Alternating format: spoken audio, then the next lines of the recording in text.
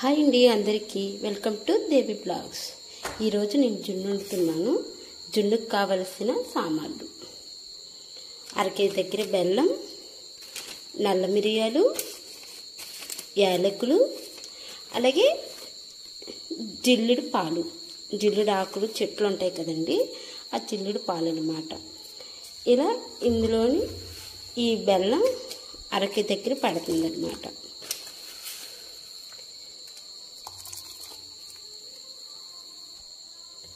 నల్ల మిరియాలు, యాలకులు పచ్చిమిర్చిగా దంచి పెట్టుకున్న యాలకులు, నల్ల మిరియాల పొడి వేసుకోవాలి.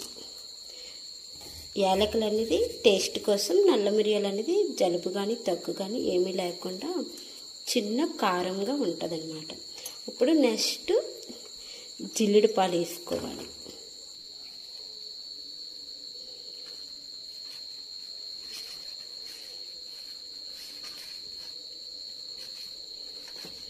ఒక 2 చుక్కలు, ఒక చుక్క వేసుకుంటే సరిపోద్ది అన్నమాట. ఆవిని ఈ రోజుకి 4 days అయిందనమాట. అందుకు జున్ను గట్టిగా రావాలనేసి జిల్లుడు పాలు వేస్తారు. అలాగే చిటికెడు పసుపు, జిల్లుడు పాలు 2-3 చుక్కలు వేసిన తర్వాత చిటికెడు పసుపు వేస్తారు. పసుపు అనేది మీ ఆప్షన్ అన్నమాట. ఇలా ఇవన్నీ కలుపుకోవాలి. ఇలా బెల్లం అనేది ఎక్కువ అవ్వకూడదు, తక్కువ అవ్వకూడదు. తక్కువైనా పర్లేదు, ఎక్కువ అయిందంటే మాత్రం వాటర్లో అయిపోద్ది అన్నమాట. బెల్లం మొత్తం దాంట్లో బాగా కరిగిపోవాలి. కరిగిన తర్వాత స్టవ్ మీద పెట్టుకుందాం. ఇలా ఈ పాత్రలో వాటర్ వేసి ఇలా తప్పెలతో దాంట్లో దించేయాలి. ఇప్పుడు తప్పెలకు సరిపోయినంత ప్లేట్ అనేది దీంట్లో బోర్లించిన తర్వాత గ్యాస్ మీద పెట్టేయాలి. ఇప్పుడు గ్యాస్ ఆన్ చేసిన తర్వాత పైన ఒక మూత పెట్టాలి. ఇలా ఆవిరికి ఎలాగైనా 1 hour పడుతుంది అన్నమాట. ఇలా కుక్కర్లో అయితే తొందరగా అయిపోద్ది. నా కుక్కర్ అయితే దీనికి సరిపోయిన తప్పేలకు సరిపోయినంత కుక్కర్ లేదు, అందుకు ఇందులో పెట్టుకున్నాను. 1 hour పడుతుంది. నైట్ కనుక ఆల్మోస్ట్ ఎప్పుడు చపాతీ ఉంటుంది. చపాతీ లేదా వేరే టిఫిన్ అయినా ఉంటుంది మా ఇంట్లో. ఈరోజు గోధుమ పిండితో చపాతీ చేసేస్తాను అనమాట. అలాగే శనగపిండి చట్నీ.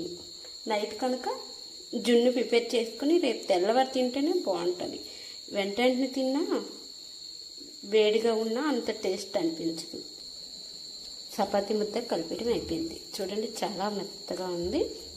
అలా ఒక 10 నిమిషాలు అనేది ఉంచేసి తర్వాత కర్రీను చపాతీ ప్రిపేర్ చేసేసుకోవడమే ఈరోజు డిన్నర్కి.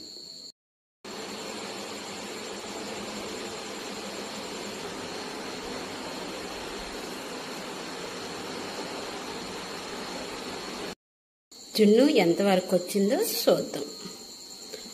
ఇలా స్పూన్ పెడితే ఉడకలేదు, కానీ చాలా టైం పడుతుంది. ఓకే, మళ్ళీ మూత పెట్టదు. ఇలా పసుపుగా ఉంటే నాకు ఇష్టం అన్నమాట. చూడు, చెంచాకి ఏమీ అంటలేదు కనుక ఉడికిపోయింది అన్నమాట. ఇలా వేడివేడిగా తింటే అంత టేస్ట్ ఏముండదు. ఉదయం తింటే చాలా బాగుంటుంది. వేడివేడిగా ఉంది కనుక ఒక స్పూన్ తిని చూద్దాం టేస్ట్ ఎలా ఉందన్నది.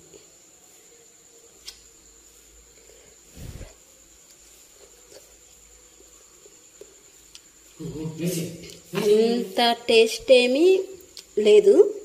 తెల్లవారు తింటే ఆ బెల్లం అంతా పడుతుంది కనుక మార్నింగ్ చాలా బాగుంటుంది అన్నమాట. ఇలా జున్ను అనేది ప్రిపేర్ చేశాను. ఒక పక్క జున్ను ఉడుకుతుంది, ఒక పక్క శనగపిండి చట్నీకి ప్రిపేర్ చేస్తున్నాను. అందులో నేను ఏం వేస్తానంటే ఉల్లిపాయలు, పచ్చిమిర్చి, బంగాళదుంప, అల్లం అలా వేగిన తర్వాత కొంచెం వేరంగా మగ్గాలనేసి పసుపు, సాల్ట్ వేసుకున్న తర్వాత అలా వేపుకుంటున్నాను. వేగిన తర్వాత శనగపిండి వాటర్లో కలిపి వేయాలన్నమాట. నేనైతే కారం వేయను, ఓన్లీ పసుపు, కారం అన్నమాట. నేను ఇలా వండుకుంటాను. ఈ కాయగూరలన్నీ తొందరగా మగ్గాలంటే మంట అనేది తక్కువలో పెట్టుకొని ఇలా మూత పెట్టుకుంటే తొందరగా మగ్గుతాయి అన్నమాట. ఇలా వీడియోలో చూపించినట్టు శనగపిండి ఉండలు లేకుండా ఇలా వాటర్లో కలుపుకొని ఇలా కాయగూరలన్నీ మగ్గాయి కదా, ఇప్పుడు ఈ శనగపిండి అనేది వేసేద్దాం. ఈ వాటర్ అనేది చాలకపోతే నీళ్ళు వేసుకొని అడ్జస్ట్ చేసుకోవచ్చు.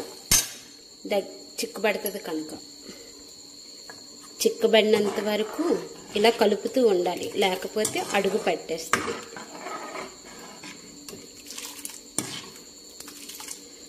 అలా ఉడుకుతూ ఉంటుంది అన్నమాట. మంట మీడియంలో పెట్టుకొని ఇలాగా దగ్గరికి అయినంత వరకు టమాటీ, బంగాళదుంప, ఉల్లిపాయ ఇవన్నీ ఉడికినంత వరకు కొంచెం సేపు ఉంచాలి శనగపిండి.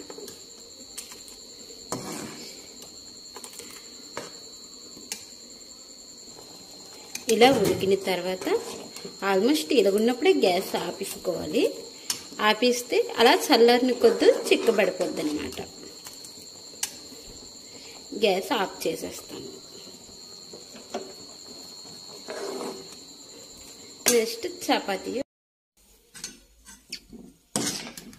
ఇలా పలాసగా ఉన్నప్పుడు దించినప్పుడు ఇలా చిక్కబడిపోయింది. చల్లారిపోయిన తర్వాత ఇలా చపాతీలు శనగపిండి చట్నీతో ఇలా మా డిన్నర్ కంప్లీట్ అయిపోయింది. ఈ బ్లాగ్ నచ్చితే లైక్ చేయండి, సబ్స్క్రైబ్ చేసుకోండి. Thank you, bye.